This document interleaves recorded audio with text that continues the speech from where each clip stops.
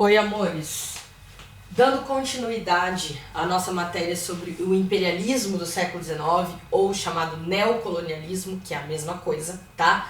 Eu vou abordar nesse vídeo os principais aspectos sobre a partilha da África e a partilha da Ásia, tá? Começando pela partilha da África, é importante a gente dizer que um aspecto importante ótimo, né? É importante a gente dizer que é um aspecto importante. Olha, eu juro que estão me faltando às vezes palavras. E olha que eu sou uma pessoa que lê muito. Eu não sei se é ansiedade, se é sobrecarga, enfim, vocês me perdoem, tá? Eu não vou reiniciar esse vídeo porque já é a quinta vez que eu tô tentando gravar a mesma matéria, a mesma aula hoje, tá? Então vocês vão me desculpar, vai ser do meu jeito, assim, atrapalhado, e eu sei que vai dar certo. No final, tudo dá certo. Se a gente tiver força de vontade, estivermos juntos, conectados pelo coração, isso nós vamos vencer, né? Isso vai passar. Bom, então um aspecto importante do processo de divisão da África foi a Conferência de Berlim, que ocorre entre 1884 e 1885.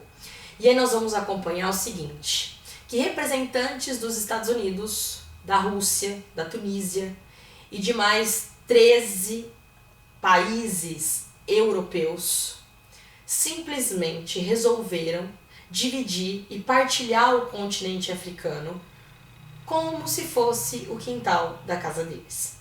Levando em consideração a justificativa ideológica que eu expliquei para vocês, a missão civilizadora de que as grandes potências levariam então o progresso para o mundo, considerando os povos africanos como inferiores, porque era assim que eles os consideravam, e de acordo com os critérios definidos nessa conferência de Berlim, os países que já tinham possessões no litoral africano, que era muito comum desde o século XV, até porque a gente sabe que havia muita mão de obra escrava, né? Os africanos que foram escravizados eram trazidos para colônias, como o caso do Brasil, por exemplo.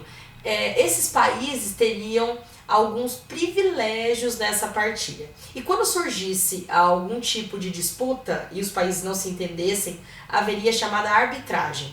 O que seria isso? Vamos supor, isso aconteceu várias vezes. Disputas entre ingleses e franceses por possessões na África. Um terceiro país seria nomeado como árbitro para fazer a mediação desse conflito, o que nem sempre funcionou, tá? Mas era uma das regras estabelecidas pela Conferência de Berlim.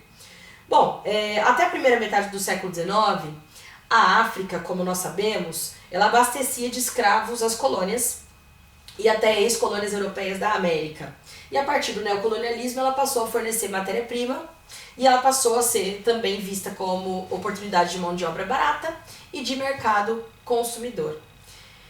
E aí nós percebemos então alguns aspectos muito importantes. Eu destaquei aqui, fiz até uma listinha para eu não me perder, alguns fatos que são importantíssimos sobre essa partilha da África. Além da Conferência de Berlim que eu comentei com vocês, nós teremos as guerras dos Boeres ou Boerês, que também são chamados de Africânderes. A pronúncia nem sempre está muito correta, gente, eu sou bem atrapalhada às vezes com a língua e principalmente nesse período de pandemia eu tenho tido muita dificuldade com comunicação. E olha que eu sou uma pessoa que eu gosto de conversar, mas eu não estou habituada com câmeras, então isso tem sido um desafio muito grande. Eu sei que eu fico toda hora me desculpando, às vezes eu sinto essa necessidade. Então vamos lá. Quem eram os Boeres? Os Boeres ali eram os africanos de origem holandesa, tá? Ali na África nós tínhamos colônias holandesas, tá? Principalmente no sul da África. E em alguns territórios conhecidos como Orange e Transvaal, nós teremos descoberta no século XIX de diamantes, de ouro e cobre.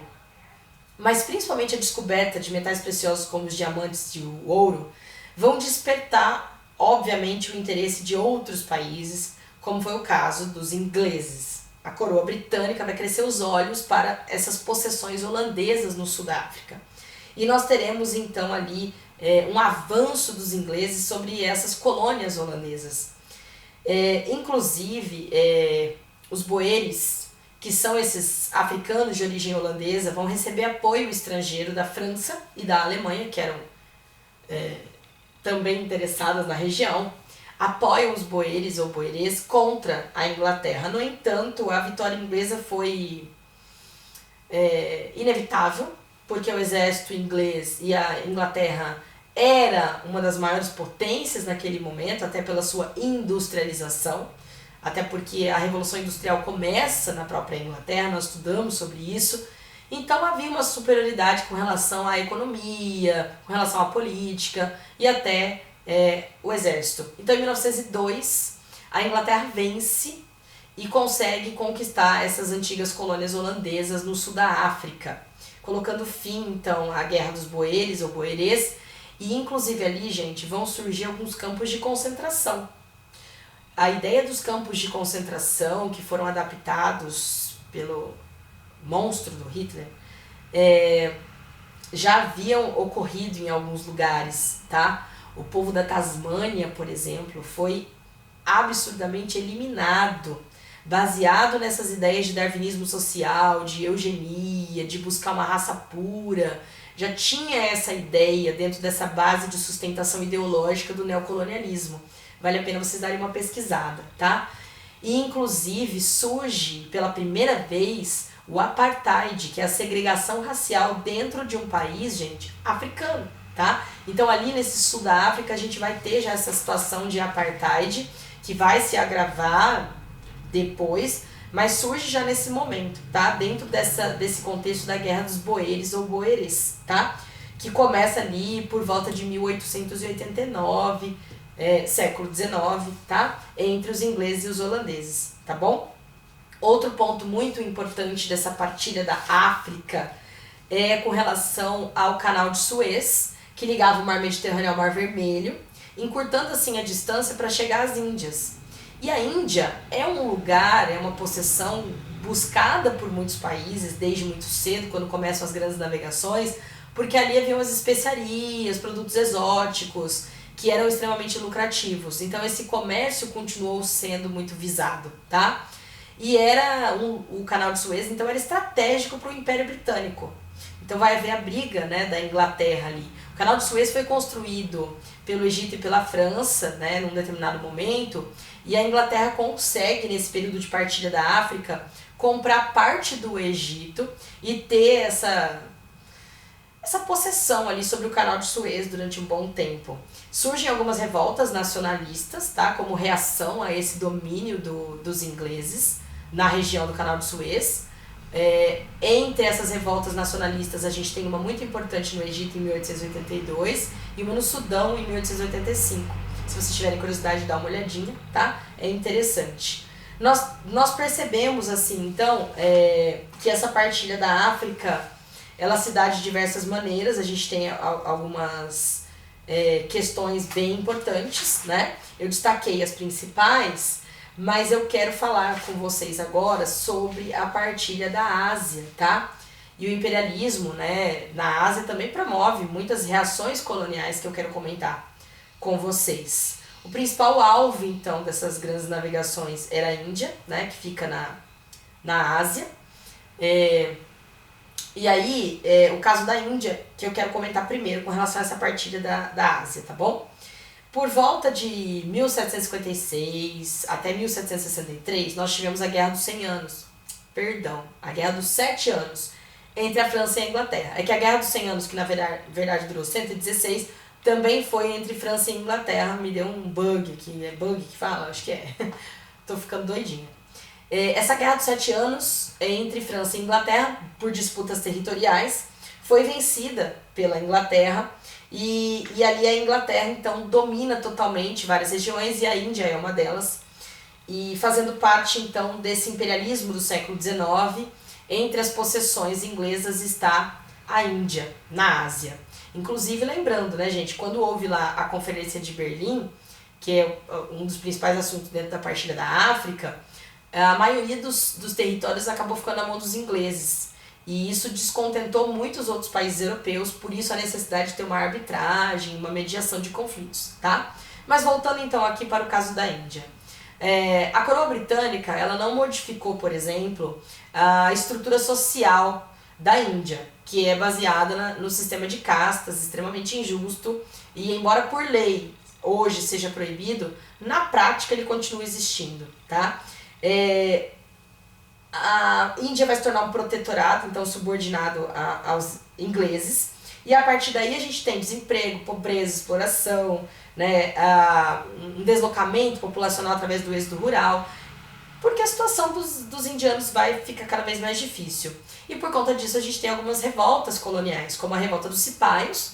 Os cipaios eram soldados indianos, tá, que atuavam para a coroa britânica, mas por conta da situação miserável em que se encontravam, com baixos salários, péssimas condições de trabalho, né, e desrespeito total à sua cultura, eles acabam se revoltando contra a Inglaterra. Surgindo assim então grupos nacionalistas, formação de partidos, né, dentro de um congresso. Só que a Inglaterra reprime violentamente os cipaios, e a revolta dos cipaios tem a reação colonial, mas eles acabam sendo reprimidos violentamente, tá? Ocorre mais ou menos em 1885, né, até o ano de 1885, tá? Com relação à China também, que é um território da Ásia, que naquele momento era muito interessante para os ingleses, né? A China estava dominada pela dinastia Manchu nesse século XIX, e era um mercado muito fechado, e a Inglaterra quer ter de qualquer maneira possessão sobre a China.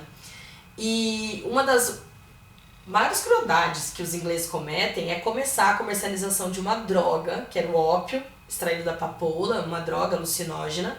Então esse contrabando, esse tráfico ali foi proposital, não só por ser lucrativo, mas porque assim tornou a mão de obra chinesa viciada. E isso fez com que os ingleses tivessem cada vez mais um poder de manipulação sobre a China. Isso vai fazer com que haja uma revolta, né, na própria China. Os chineses confiscam ali mais de 20 mil caixas jogando ao mar, né, de ópio. O governo chinês faz isso para tentar impedir esse domínio dos ingleses sobre os chineses, a sua população. No entanto, essa reação da coroa britânica ela é extremamente cruel, e a gente vai ter a Guerra do Ópio, que ocorre, nós tivemos 3 guerras do ópio, tá? Ela ocorre em vários momentos, começando em 1839, porque a Inglaterra não desiste de ter o domínio sobre a China. E, inclusive, os Estados Unidos também começam a querer ter um interessezinho ali, que é uma operação chamada Open Door, né? Abrindo as portas da China para o comércio com os norte-americanos.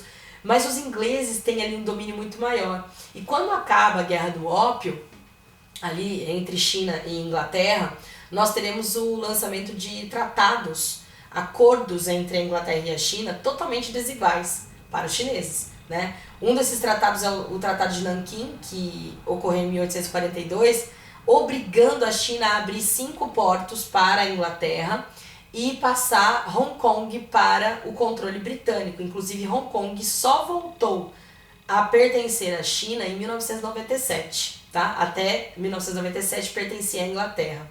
E além desse Tratado de Nanquim, a gente teve o Tratado de Pequim, em 1860, obrigando a China a abrir mais outros quase 10 ou mais de 10 portos para a Inglaterra. Então esse controle britânico foi muito absurdo ali, né? E inclusive dentro da China nós ainda temos mais 2 manifestações e reações coloniais, além da Guerra do Ópio, que foi a Revolta dos Boxers, tá? Entre 1900 e 1901, porque os chineses querem tentar expulsar os estrangeiros, porque além da presença inglesa, a gente tinha os holandeses, austríacos, vários povos, né, europeus, tentando cada um pegar o seu pedacinho ali dentro do território chinês, como se fosse, né, como eu costumo dizer, o quintal da casa deles. Só que a Revolta dos Boxers acaba dando errado também, porque a gente percebe que os alemães, inclusive, vão ter uma participação muito cruel ali, liderados por Bismarck, tá? Sobre o território chinês, e os chineses vão ser massacrados naquele momento, então a Revolta dos Boxers também acaba fracassando. Fica conhecido como Revolta dos Boxers porque eles utilizavam como símbolo a mão fechada, que seria o símbolo do boxe, tá? Então, assim, era uma sociedade secreta, inclusive dos chineses, tentando resistir a essa invasão britânica ao território deles.